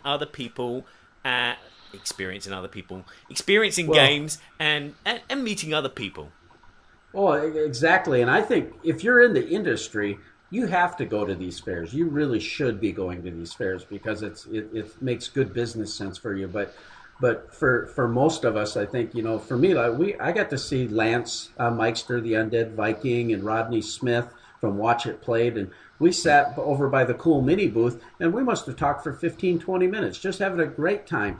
I got to talk with Robert and Eric Summer for a while, and just spend time with them. And Steve Avery, we had this fantastic talk. We were off to the side and got to see the guys from Randy and Mark from the Board Game Corner and hook up with those guys for a while and talk. And saw Brittany Bowe. We didn't talk very long, but people that we knew on Facebook that were friends of ours, and all said, "Oh yeah, you're the sheriff, aren't you? Yeah, how are you doing, man? It's good to see you." And, I got nothing in my pockets. But at a big convention, it tends to be a little bit more of that superficial stuff where you don't have a lot of time to interact. It's kind of quick conversations. Whereas like at Dice Tower Con, we got to sit down. I played a game of Kemet and a game of Orleans with Sean Ramirez from Dukes of Dice. Mm-hmm. I think that's the other difference between Essen and the cons over your side. I hear that you only play like a portion of the game, whereas over in Essen, we play the whole game from start to finish. Apart from Scythe, it was a demonstration so that we only had like an hour to play it, and that was it. That was the only game we never played from start to finish. But all the other games we played start to finish. Which I don't think you do in Gen Con. Well, and the game libraries, too, I think has a big issue. The bigger conventions, I don't know how Essen is, if you don't have like a central place where you can check out games and play games, right? There was a little section, there's a little Catan bus, which has a little library of games that you can play, but there weren't many tables. There was about 20 tables there. So, and everyone just wanted to play the new. They didn't want to play the old. And again, but there were a lot of people there buying old games because there was a lot of old vendors. I saw about 5 copies of Hero Quest there, and I was like, "Woo, Hero Quest!" Oh wow, yeah. It sounds like Essen Speil tends to be a little bit more of a shopping experience, whereas Gen Con, they do have a big gaming hall, but that gaming hall has not expanded, and they need to expand that gaming hall, and they need to improve the gaming library, honestly, too, from what I've seen. Dice Tower Con, Board Game Geek Con, fantastic game libraries, almost anything you want, good quality, and then all kinds of table space where you can easily go find. There are places where people are looking for a player where you can just join in. I met a whole bunch of people that I never knew before now that are friends of mine. Okay, another question for you both. Smaller cons, very small cons. Let's say here in France, actually this weekend right now, there's a Festifig or something like that. It's a miniatures. Festifig. Yeah, it's Festifig. It's a miniatures festival. Fezziwig. He And likes cakes. It was in a sports center place, a big hall, and there was about 60 odd different tables with different games. There was about half the hall was miniatures, tabletop miniature games, with terrain and things like that, and the other half was family games. Do you get those kind of conventions over at your side as well? Smaller kind of 1,000 people events.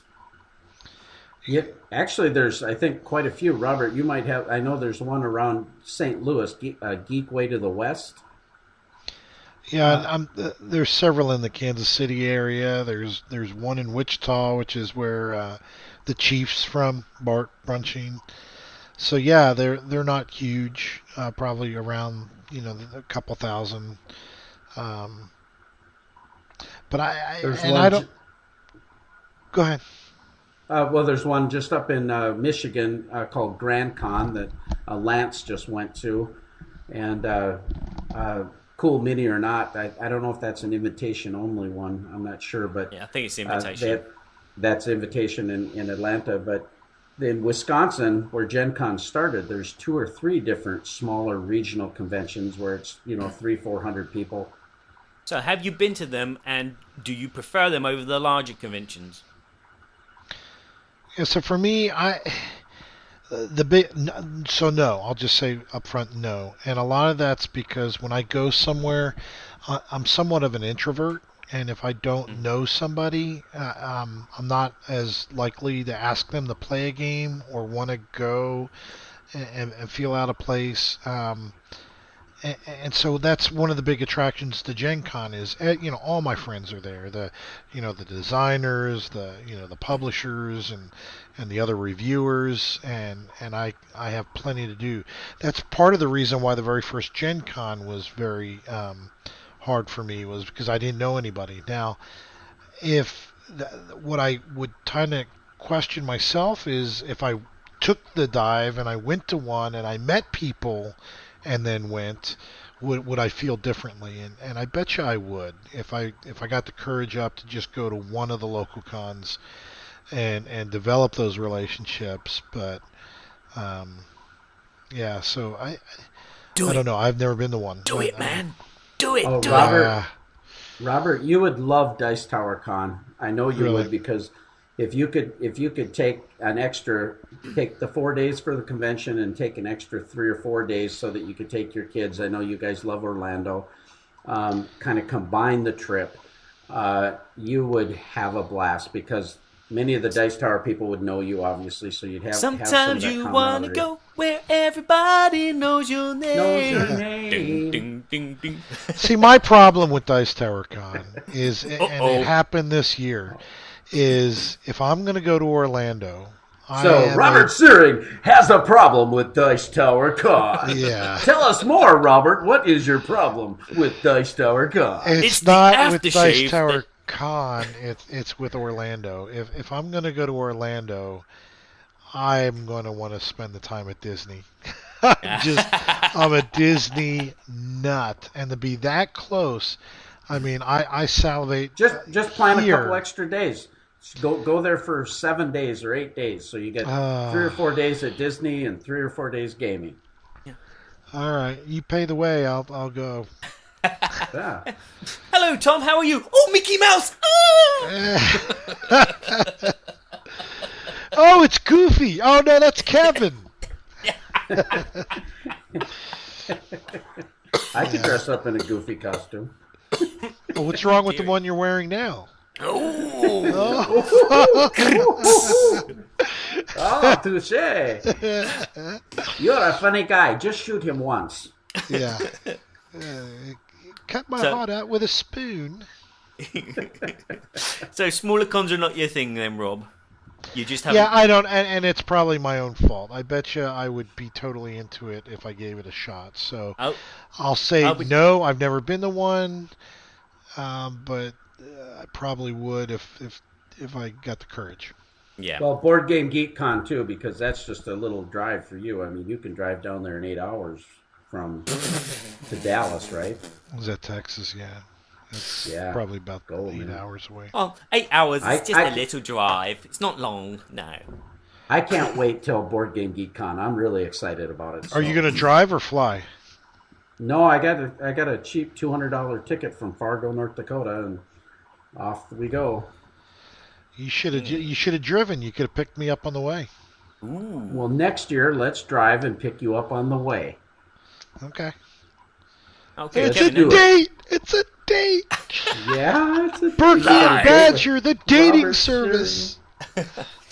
A live dating service I will here chauffeur for you right you now. to Dallas. Ooh. Oui.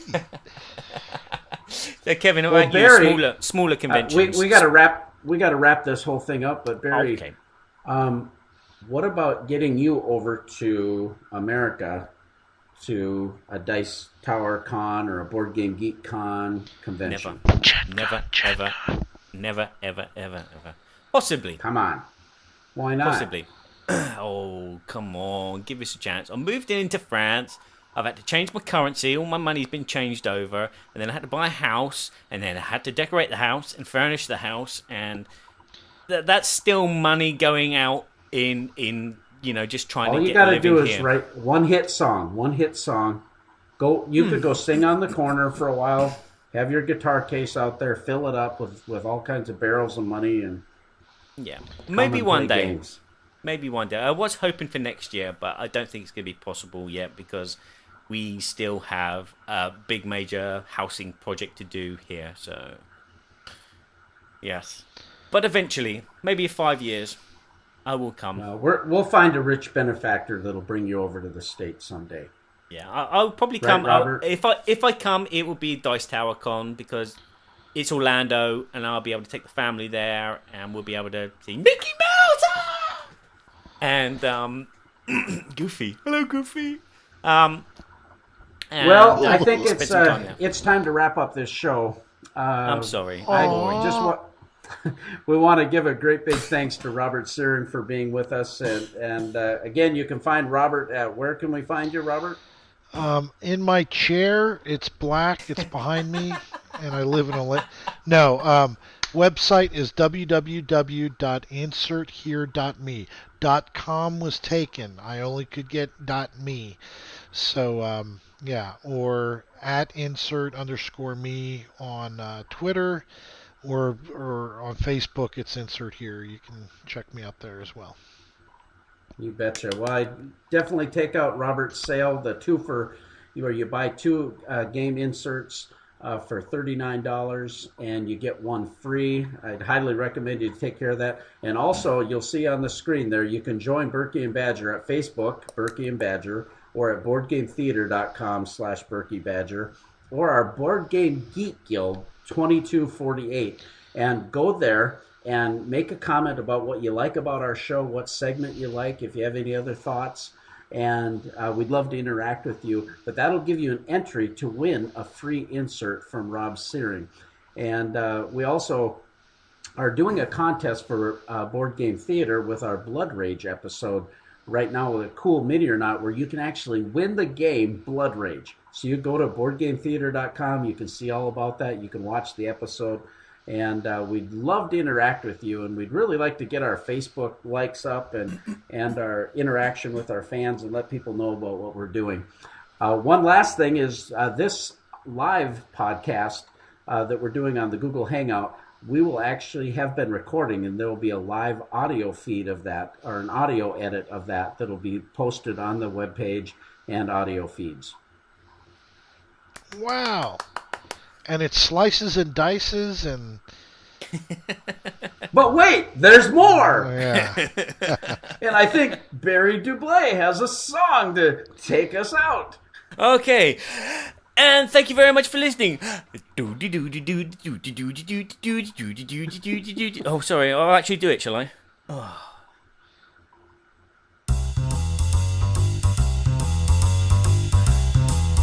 There we go. We're so glad we had this time together. And now it's time to go.